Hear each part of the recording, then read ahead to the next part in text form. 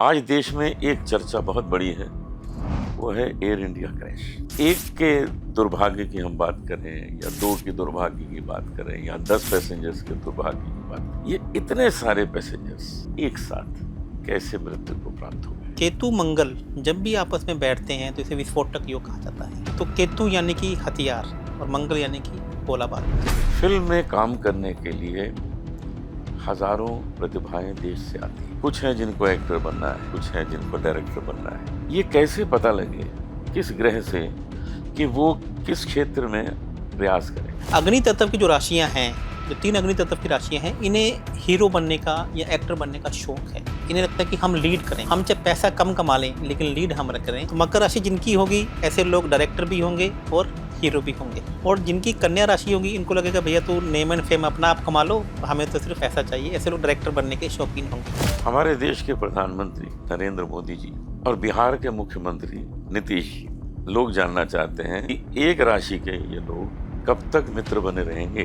12 राशियों में से सबसे ज्यादा रिस्क टेकिंग राशि है तो वह वृश्चिक राशि। इनके दिमाग में क्या चल रहा है ये किसी को नहीं बताते। तो जो लोग सक्सेस नहीं पा रहे हैं, कहीं सेल नंबर से, मोबाइल नंबर से संबंध है उसका। सेकंड लास्ट जो नंबर होता है वह सामने वाले का होता है जो आपको फ़ोन करता है, और जो लास्ट नंबर है वह आप खुद हैं। तो कभी भी आपका सेकंड लास्ट नंबर लास्ट वाले नंबर से बड़ा नहीं होना चाहिए। नमस्कार, मेरे साथ देश के बहुत ही प्रसिद्ध और बहुत आदरणीय एस्ट्रोलॉजर आचार्य श्री लव भूषण जी बैठे हैं।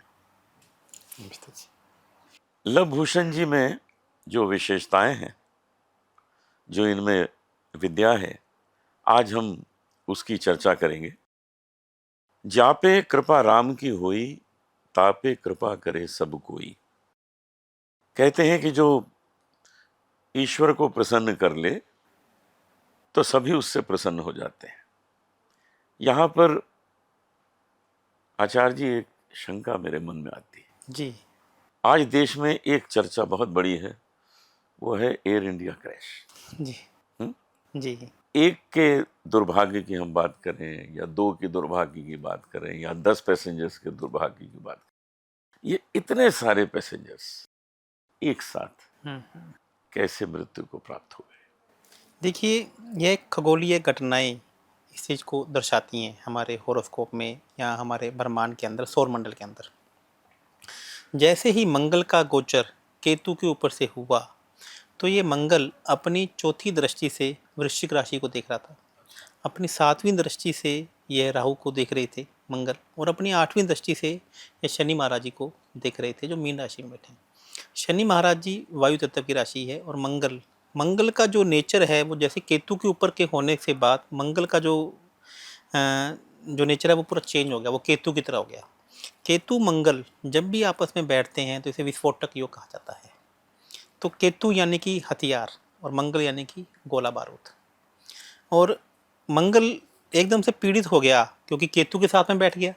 8वीं दृष्टि से वह शनि महाराज जी को देख रहे हैं, 7वीं दृष्टि से वह राहु को देख रहे हैं, और चौथी दृष्टि से वह अपनी ही वृश्चिक राशि को देख रहे हैं। तो मंगल का जो नेचर है, और ऊपर से जो मंगल केतु के ही नक्षत्र में गोचर कर रहे थे। अभी जब हम वीडियो बना रहे हैं तो अभी 4 दिन और शेष हैं। तो जिससे मंगल का नेचर चेंज हो गया, तो मंगल ने जिसको देखा उसके ऊपर उसको अटैक कर दिया। शनि वायु तत्व यानी कि एरोप्लेन, बड़ा रेल हादसा तो आपने देखा, जिसके ऊपर मैंने इसके ऊपर एक बहुत बड़ी प्रेडिक्शन पहले ही कर दी थी कि इस तरीके के हादसे, परमाणु युद्ध या मतलब कि न्यूक्लियर अटैक्स भी हो सकते हैं, क्योंकि मंगल का जो नेचर है वहाँ पे चेंज हो गया। अब हमारे फिल्म इंडस्ट्री में, मैं तो बम्बई में रहता हूँ, फिल्म में काम करने के लिए हजारों प्रतिभाएं देश से आती हैं। जी कुछ हैं जिनको एक्टर बनना है, कुछ हैं जिनको डायरेक्टर बनना है, किसी को गायक बनना है।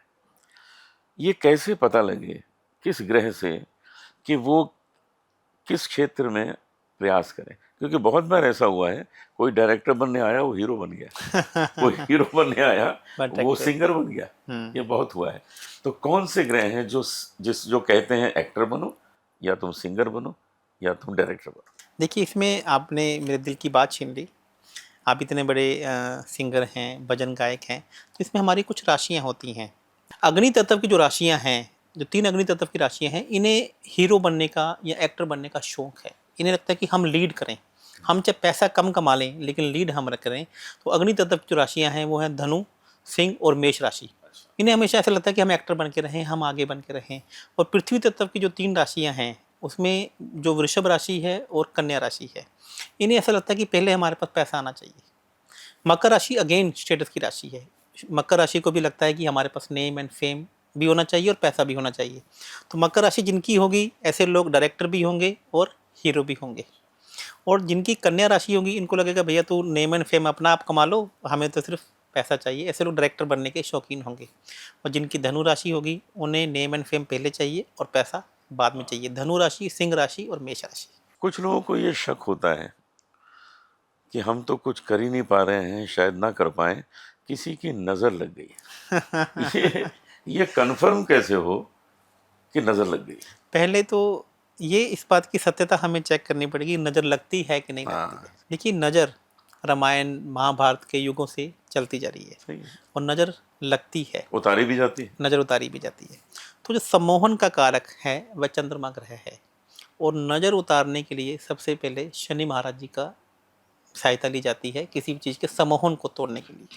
तो सबसे पहले हम कैसे चेक करें कि हमारे ऊपर नज़र लगी है कि नहीं लगी? तो मैं आपको एक बहुत साधारण एक घरेलू नुस्खा जो आम जनता भी करके दे सकती है। आप एक पान का पत्ता लें और उसके ऊपर हल्दी का लेप लगा दें। अपने ऊपर से 7 बार एंटी क्लॉकवाइज घुमाकर अपने घर की दहलीज में उल्टा करके रख दें और उसके ऊपर एक बर्तन से उसको ढक दें। और अगले दिन सुबह जाकर देखें कि वह जो लाल हल्दी का रंग यदि पीला हो गया तो इसका मतलब है कि आपके ऊपर किसी ने नज़र थी। नज़र या आपको बांधा हुआ है, काम को बांधा हुआ है। और यदि वह रंग भी पीला हो गया और पान के भी टुकड़े हो गए तो इसका मतलब है अब बहुत बड़ा तंत्र मंत्र आप पर किया हुआ है। अच्छा। और यदि रंग भी पीला है और पान को भी कुछ नहीं हुआ है तो अब आप निश्चिंत हो जाइए। इसका मतलब दोष अब नज़र का नहीं है, तंत्र मंत्र का नहीं है, दोष कहीं और है।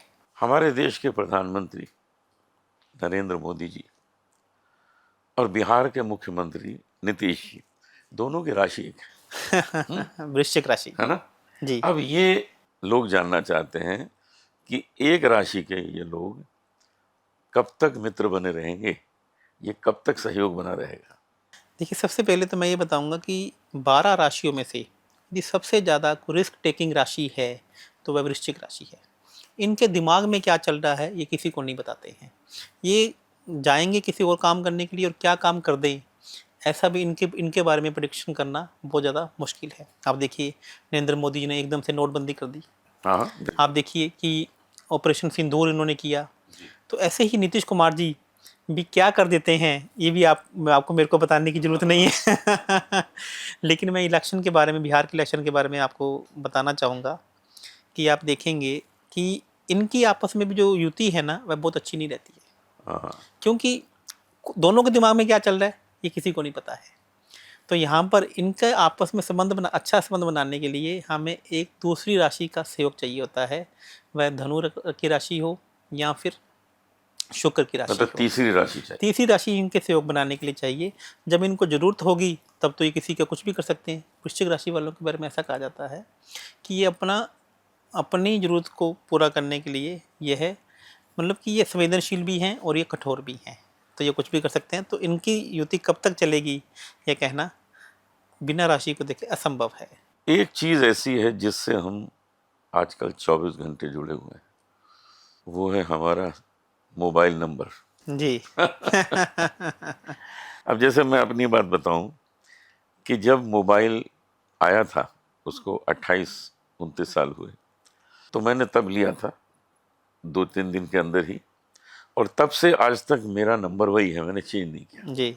इसका मतलब वो सूट करता है जी। कि मुझे कभी इस तरह का कोई कष्ट नहीं आया। ठीक है, बाकी कष्ट आए, जी। लेकिन ये जो प्रोफेशनल लेवल है वो अभी तक बना रहा। तो जो लोग सक्सेस नहीं पा रहे हैं, कहीं सेल नंबर से, मोबाइल नंबर से संबंध है उसका? देखिए, नंबर्स आपकी वाइब्रेशन को दिखाता है। मोबाइल नंबर का मैं आपको अपना मोबाइल चेक करने का एक तरीका आपको बता देता हूँ। इसमें जो सेकंड लास्ट जो नंबर होता है वह सामने वाले का होता है जो आपको फ़ोन करता है, और जो लास्ट नंबर है वह आप खुद हैं। तो कभी भी आपका सेकंड लास्ट नंबर लास्ट वाले नंबर से बड़ा नहीं होना चाहिए। जैसे मान लीजिए कि आपका लास्ट वाला नंबर सेकंड लास्ट नंबर से हमेशा बड़ा होना चाहिए, जैसे 01, 02, 03, 05। और कभी भी मोबाइल नंबर के लास्ट में 00 नहीं होनी चाहिए। यदि सेकंड लास्ट नंबर लास्ट वाले से बड़ा हो गया तो सामने वाला कॉलर हमेशा आप पर हैवी रहेगा। और यदि सेकंड लास्ट नंबर छोटा रहा और आप लास्ट नंबर बड़ा रहा तो वो सामने वाले से ज़्यादा आप हावी रहेंगे। और कभी भी लास्ट में 200 नहीं आनी चाहिए। ये 00 आती है तो आपकी बातों का सामने वाला आपको कॉल करेगा, आप सामने वाले को कॉल करेंगे तो उसके सार्थक अर्थ जल्दी से नहीं निकलेंगे।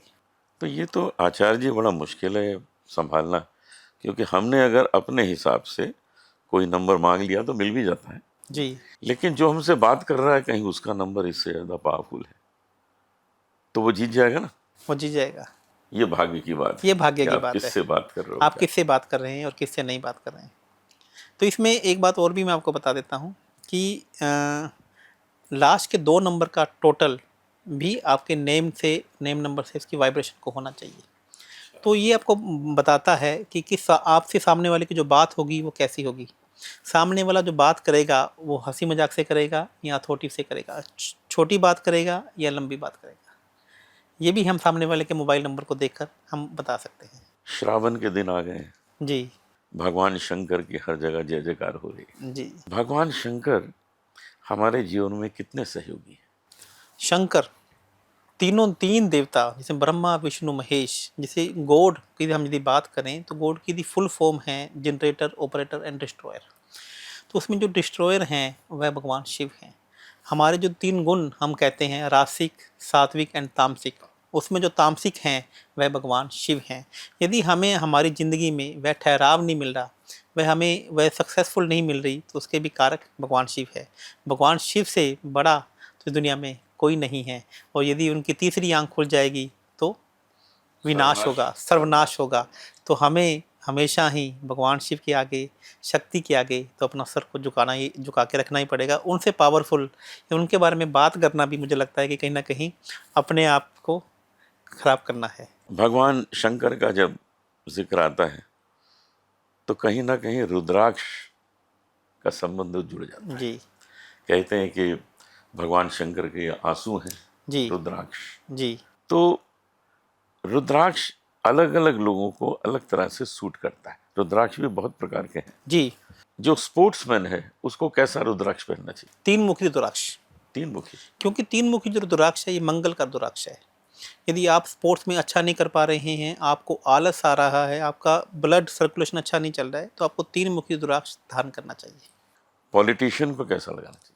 पॉलिटिशियन के लिए जो सबसे अच्छा रुद्राक्ष है वह एक मुखी रुद्राक्ष है। हाँ। एक मुखी जिसे भगवान शिव का स्वयं का रुद्राक्ष कहा जाता है। एक मुखी रुद्राक्ष आपको नेम एंड फेम दिलाता है, जिसे सूर्य ग्रह से भी देखा जाता है। यदि आप समाज में अपना अलग ही वर्चस्व स्थापित करना चाहते हैं तो आपको एक मुखी रुद्राक्ष धारण करना चाहिए। हम कलाकारों को कौन सा पहनना चाहिए। शुक्र का रुद्राक्ष। अच्छा। 8 मुखी रुद्राक्ष। 8 मुखी रुद्राक्ष जिसे लक्ष्मी का रुद्राक्ष कहा जाता है, जिसे इनर पीस का रुद्राक्ष कहा जाता है। जो आप कलाकार लोग हैं आपके अंदर इंटरनल आर्ट की जरूरत आपको बहुत ज़्यादा है। तो इंटरनल आर्ट का जो रुद्राक्ष है वह 8 मुखी रुद्राक्ष है। यदि आप ऐसा रुद्राक्ष पहन के चलते हैं तो आपकी इनर पीस आपके अंदर डेवलप होना शुरू हो जाएगी। ये सब संभव है मिलना। हाँ बिल्कुल संभव है। इसमें आप हमने भी अपनी एक वेबसाइट शुरू की है अभी, लाइफ चेंजिंग एस्ट्रो। तो वहाँ पे भी हमने जितने भी रुद्राक्ष हैं उनको अभिमंत्रित 100% नेपाली हमने उनको अपनी वेबसाइट पे डाउनलोड किया, वहाँ पे जाकर भी खरीद सकते हैं। ये जो मैं स्फटिक पहनता हूँ जी। क्या ये भी रुद्राक्ष की तरह ही काम करता है। स्फटिक जिसे पृथ्वी तत्व से देखा जाता है। पृथ्वी तत्व यानी कि हमारे नंबर्स की मैं बात करूँ तो 2, 5, 8 जिनके नंबर्स ये मिसिंग हैं तो ये माना जाता है कि उनके पास पृथ्वी तत्व की कमी है, तो उन्हें स्फटिक या ब्रेसलेट पहनना चाहिए। और इसी प्रकार से यदि मैं एस्ट्रोलॉजी की बात करूं तो पृथ्वी तत्व की जो राशियां हैं वृषभ राशि, कन्या राशि और मकर राशि, ये तीनों राशियां आपको पैसा, नेम एंड फेम देती हैं। यदि आपको लगता है कि तीनों की चीज़ें आपके पास कमी महसूस हो रही है, आप घर नहीं खरीद पा रहे हैं, आपको भूमि नहीं बन पा रही है, तो आपको स्फटिक का ब्रेसलेट आपको धारण करना चाहिए। हर व्यक्ति आज धन के पीछे भाग रहा है। जी सच तो ये है कि धन मिल भी जाए जी और स्वास्थ्य ठीक ना हो जी तो वो धन मट्टी के समान है। जी आपने देखा ही था कोविड के टाइम पर लोग करोड़ों रुपए कार में लेके घूम रहे थे कि कहीं से उनका इलाज हो जाए, जी और कार में ही पैसे रह गए और लोगों की मृत्यु हुई है। जी ये किस तरह समझा जाए कि धन की आवश्यकता आपको कितनी है और उसके आगे आप इससे ज्यादा ना भागें। देखिए भागना तो सबको है। मेरा यहाँ पे कंसेप्ट ये है कि आप पैसा इतना कमाएं, पैसा इतना कमाएं कि पैसा आपको जो कमाना है वो समाज सेवा के लिए कमाना है।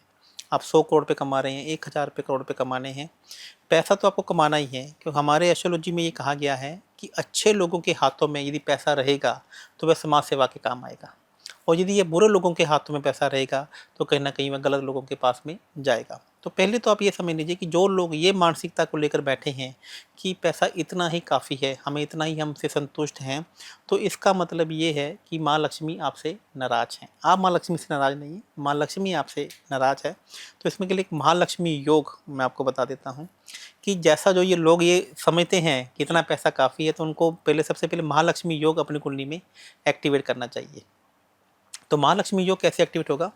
धागे वाली मिश्री लीजिए, अच्छा। उसका चूरा कीजिए, उसको थोड़ा सा पीस लीजिए, ग्राइंड कर लीजिए, और उसके अंदर हरी इलायची डालकर आप माँ लक्ष्मी जी के मंदिर में या गणेश जी के मंदिर में भोग लगाना चालू कर दीजिए। तो बुध जिसे इलायची से देखा जाता है और शुक्र जिसे धागे वाली मिश्री से देखा जाता है, तो जैसे ही आप इन दोनों का भोग लगाना शुरू कर देंगे तो पैसा भी आपके पास आना शुरू हो जाएगा, और पैसे के प्रति आपका जो अट्रैक्शन है वह भी शुरू हो जाएगा। 2025 जब शुरू हुआ जी तो बड़े अच्छे अच्छे प्रेडिक्शन आए थे जी कि ये साल बहुत अच्छा है, इसमें कोई कठिनाइयां नहीं होंगी, लोगों के काम भी अच्छे होंगे।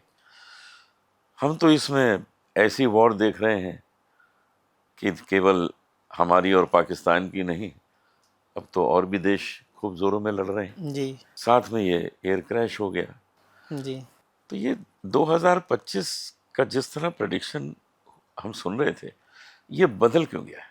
देखिए, ये इसके ग्रहों का खगोलीय ये ट्रांसफर गोचर है, जो हर महीने, हर 2 महीने के बाद, 1 साल के बाद अपना गोचर चेंज करता है।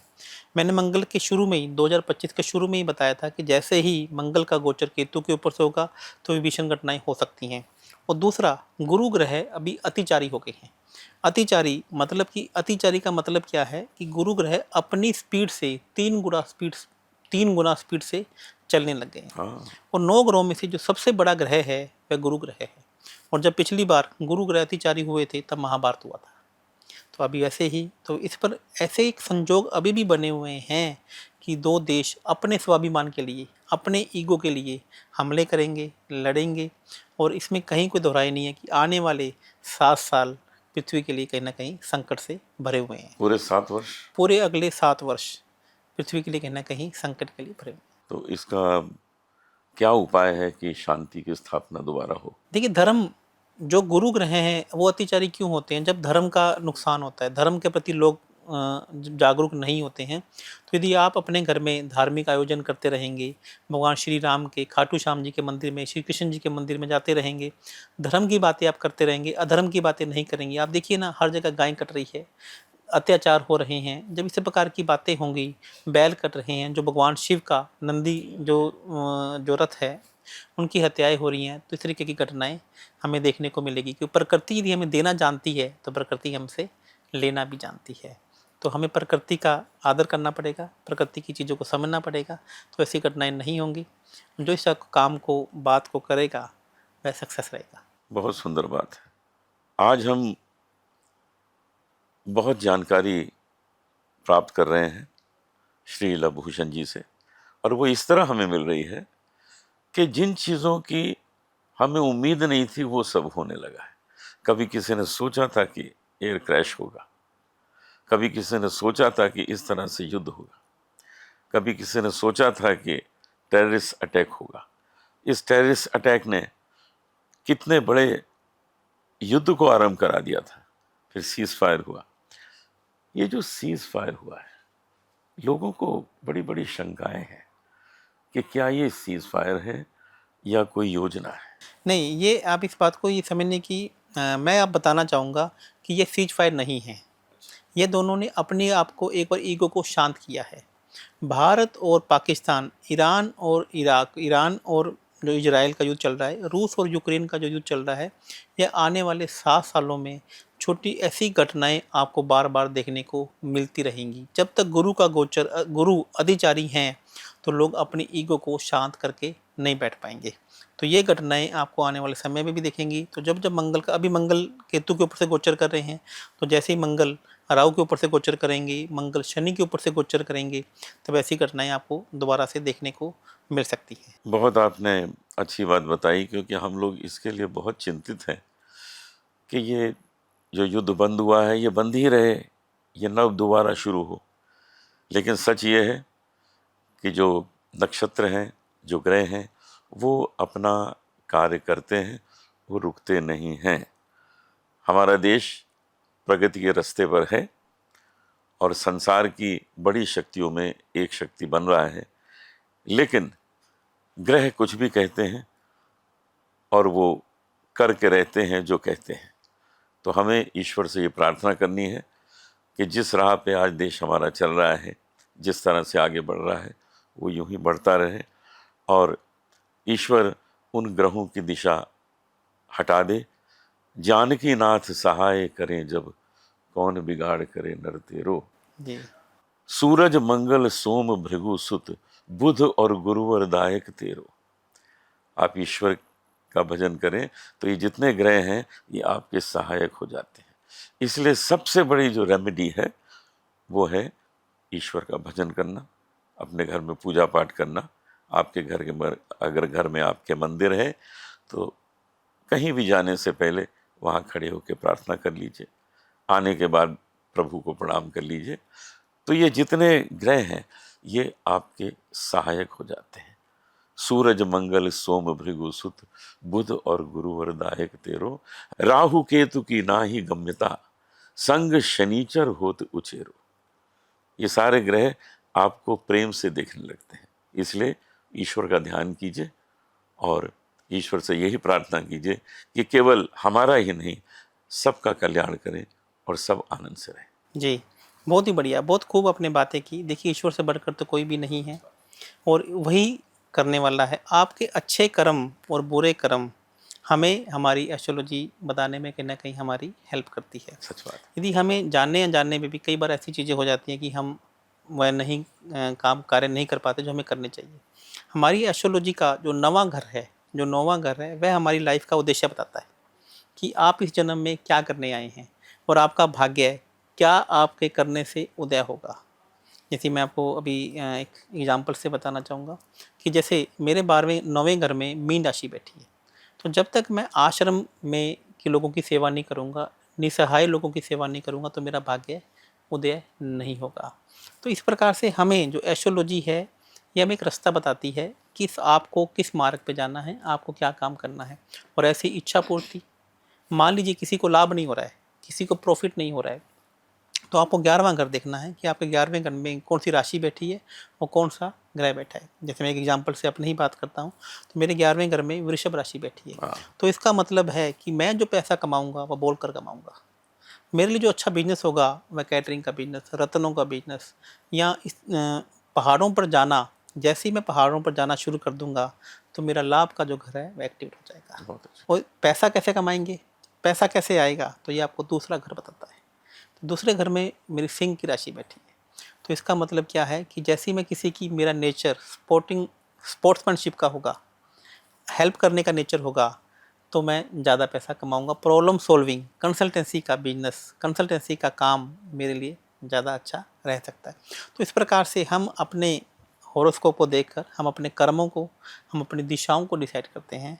और यह है क्या कि यह क्यों बनाई गई है एस्ट्रोलॉजी, कि सारे के सारे लोग ऐसा ना हो ना कि एक ही काम में लग जाए। हाँ, कि आपको ये एस्ट्रोलॉजी बताती है कि आप किस काम के लिए आए हैं, आपका उद्देश्य क्या है, आपके ऐसे कौन से कर्मास हैं जो आपके पिछले जन्म में पेंडिंग रह गए हैं। पेंडिंग कर्म कौन बताता है? आपका 5वां घर। और इस जन्म में कौन से काम को कंप्लीट करना है, ये बताता है आपका 9वां घर। तो यदि हम इन दोनों का संगम बना लें, हमें पता लग जाए, हम पेंडिंग कर्मास को पूरे कर लें, तो कहीं ना कहीं हमारी लाइफ के जो रास्ते हैं वह थोड़े आसान हो जाते हैं और हमें हाईवे मिल जाता है। बहुत अच्छी बात है इन चीज़ों को समझने के लिए कि आप किस क्षेत्र में सक्सेसफुल होंगे। आप आचार्य लव भूषण जी से ज़रूर मिलिए और मुझे विश्वास है कि आपकी सारी शंकाएं दूर होंगी और आप एक सही मार्ग पर चलेंगे, क्योंकि आपकी एस्ट्रोलॉजी, आपके नक्षत्र, आपके ग्रह आपको कुछ बताते हैं, उन्हें जानना बहुत आवश्यक है। आचार्य जी, जब लक्ष्मण को शक्ति लगी तो भगवान राम को भी हनुमान जी को कहना पड़ा जी कि तुम संजीवनी बूटी लेके आओ। जी क्या ये जरूरी है कि हर एक बीमारी का इलाज है? जी अगर है तो हम इतने लोगों को मरते हुए कैसे देखते हैं? जी सबको मर जाना चाहिए, जिसको बीमारी हुई जी खत्म हो जाना चाहिए, जी लेकिन सबके लिए कोई ना कोई दवा बनी है, जी चाहे एलोपैथिक में है, चाहे होम्योपैथ में है, चाहे आयुर्वेद में है। सही दवा मिल जाए तो क्या मनुष्य लक्ष्मण की तरह जीवित हो जाता है? बिल्कुल हो सकता है। यहाँ पे हम हमारे एस्ट्रोलॉजी में जो छठा भाव है इसे रोग ऋण शत्रु का कहा गया है, और इसका जो पांचवां घर है इसे उसका नगेट कहा गया है, उसको इसका नगेशन कहा गया है। यदि छठे भाव का यदि हमें छठे भाव के अंदर रोग ऋण शत्रु जो बैठे हुए हैं उनको खत्म करना है तो आपको पांचवें घर की दवाई लेनी पड़ेगी। हाँ, यदि वहाँ पे सूर्य ग्रह बैठे हैं तो इसका मतलब आपको एलोपैथी दवाई लेनी पड़ेगी। यदि वहाँ पे शुक्र ग्रह बैठे हैं तो इसका मतलब आपको होम्योपैथिक दवाई काम करेगी। यदि वहाँ पर गुरु ग्रह बैठे हैं तो इसका मतलब है कि आयुर्वेदा दवाई अब आपके लिए काम करेगी। केतु ग्रह बैठे हैं तो इसका मतलब है कि यूनानी दवाएं या फिर योगा या मेडिसिन, अच्छा, योगा या फिर मेडिटेशन आपके लिए यहाँ पर ज़्यादा प्रभावी रहेगा। शनि ग्रह यहाँ पर बैठे हैं तो इसका मतलब है कि अब आपको थोड़ा सा लंबा खींचना पड़ेगा, ये रोग आपके लिए लंबे हो सकते हैं। चंद्रमा ग्रह बैठे हैं तो आपके लिए लिक्विड दवाई काम करेगी। लिक्विड। तो हाँ, या और सूर्य ग्रह बैठा जैसे मैंने बोला एलोपैथी या फिर टैबलेट की दवाई यहाँ पर ज़्यादा काम करेगी। तो ये हम अपने भावों से भी चेक कर सकते हैं कि कौन सा ग्रह बैठा हुआ है और आपको कौन सी दवाई लेनी चाहिए। तो ये तो बात हुई कि जब मनुष्य बीमार हो जाए तो उसको क्या करना चाहिए। उसको बीमारी ना हो, इस स्वास्थ्य को, इस हेल्थ को मेंटेन करने के लिए उसे क्या करना चाहिए? यहाँ पे हमारे एस्ट्रोलॉजी में एक संजीवनी योग बोला गया है। संजीवनी योग। जब गुरु और शुक्र इकट्ठे हो जाते हैं तो जिनका मूलांक 3 है या भाग्यांक 6 है या भाग्यांक 6 है या मूलांक 3 है तो उनको भी एक संजीवनी योग कहा गया है। और तो संजीवनी योग को हम कैसे एक्टिवेट कर सकते हैं? संजीवनी गुरु मैंने बेसन की बर्फी और शुक्र मैंने देसी घी। तो यदि आप बेसन का चूरमा, देसी घी का चूरमा आप गुरुवार के गुरुवार, शुक्रवार के शुक्रवार लक्ष्मी नारायण जी के मंदिर में भोग लगाना शुरू कर देते हैं तो आपकी कुंडली में संजीवनी योग बन जाता है। तो ऐसा व्यक्ति, मर्त पड़ा हुआ व्यक्ति भी, यदि किसी के काम नहीं बन रहे हैं, यदि कोई शैया पर लेटा हुआ, मृत्यु शैया पर भी लेटा हुआ है, तो यह योग एक्टिवेट हो जाता है और उसके वापिस से काम करने के योग बन जाते हैं। बहुत अच्छा। जैसा कि कहा जाता है, हम कुछ यंग ऐसे सिंगर्स को सुनते हैं जो बहुत ही टैलेंटेड हैं और हम सोचते हैं ये टैलेंट इनको इस उम्र में कैसे आ गया। तो जैसा लोग कहते हैं कि भाई पूर्व जन्म का वो टैलेंट अपने साथ लेके आया है, तो पूर्व जन्म का टैलेंट लेके आया मतलब पिछले जन्म में भी वो सिंगर होगा, जी नहीं तो अभी गाना क्यों गा रहा है? जी बिल्कुल ठीक है, कुछ आपने और करना चाहिए उसे। और करना तो चाहिए। इसका मतलब है एक सिंगर पुनर्जन्म में सिंगर पैदा हो जाता है। बिल्कुल हो जाता है। यह तो आपकी माँ के पेट में जैसे ही बच्चा जन्म लेता है तुरंत ग्रह नक्षत्र वहाँ पे अपना स्थान रख देते हैं, और जैसे ही बच्चा इस ब्रह्मांड को पहली नज़र में देखता है तो वह ग्रह स्थान अपना स्थान पक्का कर लेते हैं। और हमारे एस्ट्रोलॉजी में ये कहा गया है कि आपको 6 दिन पहले आपकी कुंडली नहीं दिखानी चाहिए, क्योंकि जो छठा ग्रह है, छठा दिन होता है जन्म लेने के बाद, तब अपने ग्रह अपनी स्थिति को पक्का कर लेते हैं।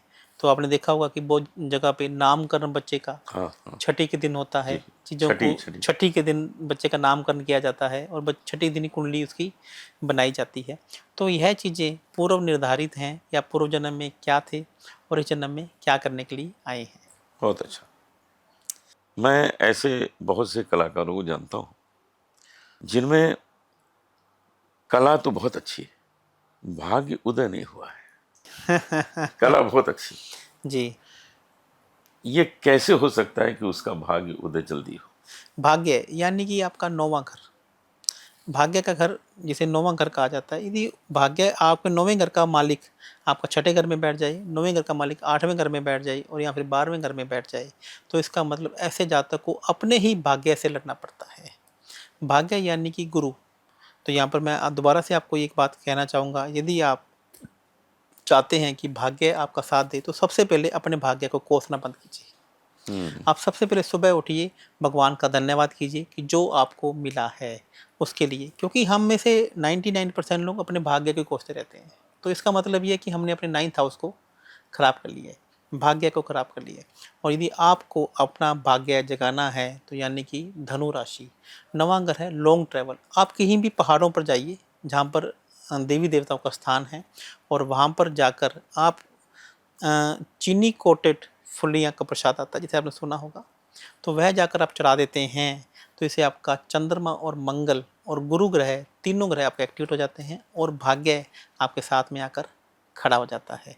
तो दूर स्थान पर लॉन्ग ट्रैवल यदि आप किसी धार्मिक स्थान पर जाते हैं तो तभी आपका भाग्य उदय हो जाता है। मिर्जा गालिब ने भी एक शेर कहा है कि अपनी किस्मत को क्यों बुरा कहिए, आप चाहें तो क्या नहीं होता। इसलिए किस्मत को कोसना बिल्कुल गलत है। आप उसके लिए काम करिए।